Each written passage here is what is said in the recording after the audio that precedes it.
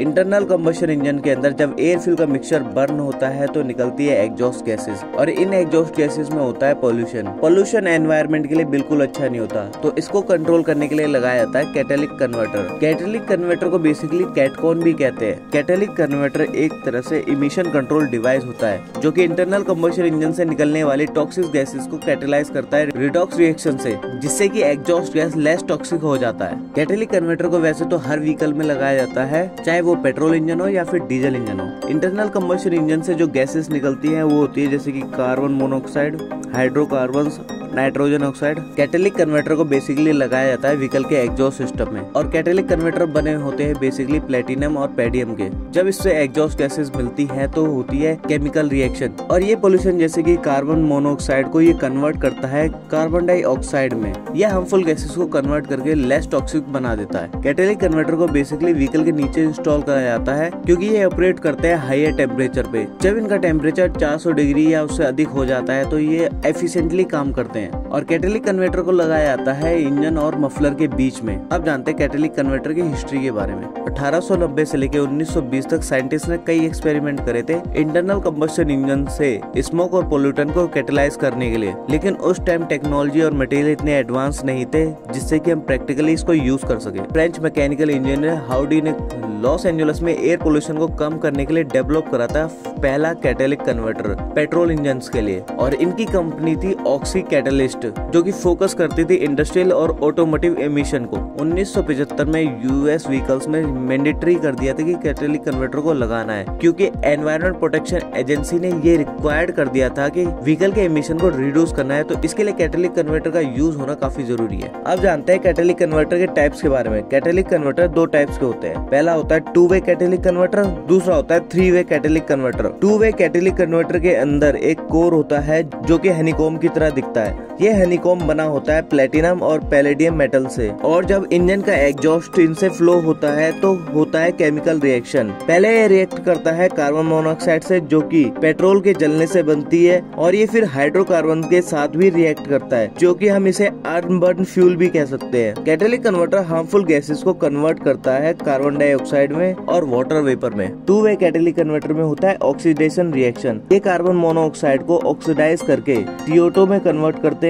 Hydrocarbons को oxidation reaction से convert करके CO2 और वाटर वेपर में कन्वर्ट करते हैं, और ये ऑक्सीडेशन प्रोसेस लगातार चलती रहेगी और एग्जॉस्ट मैनिफोल्ड से प्योर एयर निकलती रहेगी। कैटालिटिक कन्वर्टर लीन मिक्सचर में भी एफिशिएंटली काम करता है। अगर आपको एयर फ्यूल के मिक्सचर के बारे में जानना है तो वीडियो का लिंक डिस्क्रिप्शन में मिल जाएगा। Two way catalytic converter nitrogen oxide को कंट्रोल नहीं कर पाते क्योंकि 2-वे कैटालिटिक कन्वर्टर में होता है ऑक्सीडेशन कैटलिस्ट जो कि नाइट्रोजन ऑक्साइड को ऑक्सीडाइज नहीं कर पाता, तो इसकी वजह से एनवायरमेंट में स्मोक और एसिड रेन की संभावना बढ़ जाती है। 2-वे कैटालिटिक कन्वर्टर को 1981 में पेट्रोल इंजन में यूज करना बंद कर दिया गया क्योंकि 3-वे कैटालिटिक कन्वर्टर को बना चुके थे जो कि नाइट्रिक ऑक्साइड और नाइट्रोजन ऑक्साइड इमिशन को कंट्रोल करता है। अब हर न्यू व्हीकल में 3-वे कैटालिटिक कन्वर्टर का यूज करते हैं, और ये एक ऐसा डिवाइस है जो कि तीनों पोल्यूशन को रिमूव करता है। 3-वे कैटालिटिक कन्वर्टर में दो कैटेलिस्ट का यूज करते हैं, रिडक्शन कैटेलिस्ट और ऑक्सीडेशन कैटेलिस्ट। ऑक्सीडेशन कैटेलिस्ट को बनाया जाता है पैलेडियम और प्लेटिनम से, और रिडक्शन कैटेलिस्ट को बनाया जाता है रेडियम से, और ये दोनों एक हनीकॉम्ब स्ट्रक्चर की तरह दिखते हैं,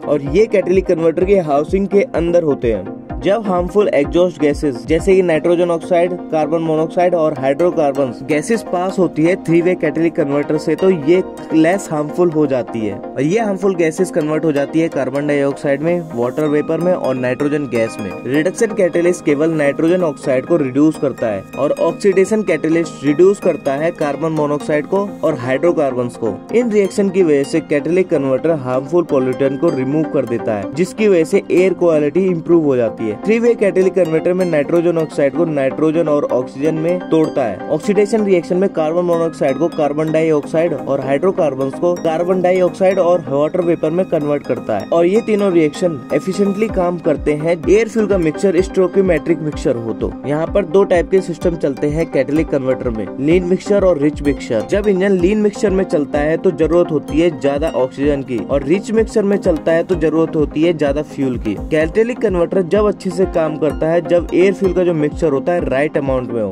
अगर इंजन रिच मिक्सचर में ज्यादा चलता है तो ज्यादा मात्रा में कार्बन मोनोऑक्साइड और अनबर्न्ड फ्यूल प्रोड्यूस करता है, क्योंकि रिच मिक्सचर में ऑक्सीजन की मात्रा कम होती है, जिससे कि फ्यूल कम्प्लीटली जल नहीं पाता और कैटेलिक कन्वर्टर को मुश्किल होता है हार्मफुल गैसेस को लेस हार्मफुल गैस बनाने में। लेकिन जब इंजन रिच मिक्सचर में चलता है तो एग्जॉस्ट गैस में नाइट्रोजन ऑक्साइड की मात्रा कम होती है।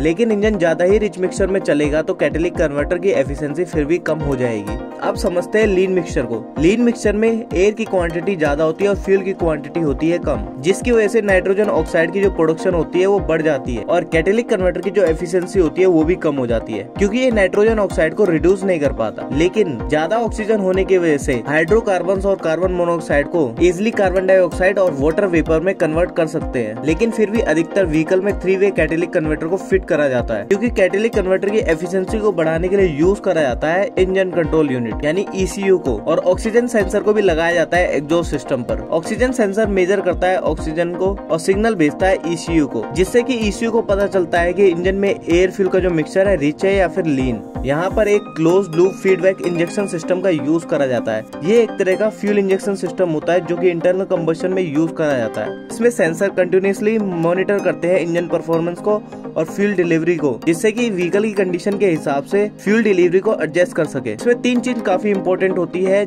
पहला होता है सेंसर, दूसरा होता है ECU यानी इंजन कंट्रोल यूनिट और तीसरा होता है फ्यूल इंजेक्टर। और इसकी वजह से इंजन काफी एफिशिएंट होता है और पावर भी बढ़ती है और साथ के साथ इंजन एमिशन को भी कम कर सकते हैं। ECU डाटा को प्रोसेस करके फ्यूल रेट को कंट्रोल करता है, उतना ही फ्यूल भेजता है जितना की इंजन में जरूरत होती है, और इससे 3-वे कैटेलिक कन्वर्टर की एफिशिएंसी बढ़ जाती है और इंजन भी बैलेंस रहता है रिच और लीन मिक्सचर के बीच में। और ऑक्सीजन सेंसर एग्जॉस्ट सिस्टम में ऑक्सीजन को मेजर करता है और ये पता लगाता है कि इंजन रिच मिक्सचर में काम कर रहा है या फिर लीन मिक्सचर में, और इस डाटा को पहुंचाया जाता है ECU में। ECU फ्यूल इंजेक्शन को कम कर देता है और ऑक्सीजन की मात्रा को बढ़ा देता है, और अगर लीन मिक्सचर में चलेगा तो इसमें फ्यूल की क्वांटिटी को बढ़ा देगा। और फीडबैक लूप सिस्टम ये एयर फ्यूल के मिक्सचर को आइडियल यानी स्टोइकियोमेट्रिक एयर फ्यूल रेशियो को मेंटेन करने की कोशिश करता है। इस वीडियो में हमने जाना कि पेट्रोल इंजन में किस तरह से एमिशन को कम करा जाता है। नेक्स्ट वीडियो में हम जानेंगे कि डीजल इंजन में एमिशन सिस्टम को कैसे कम करा जाता है। अगर आपको वीडियो इन्फॉर्मेटिव लगी हो तो लाइक एंड सब्सक्राइब कीजिए। धन्यवाद।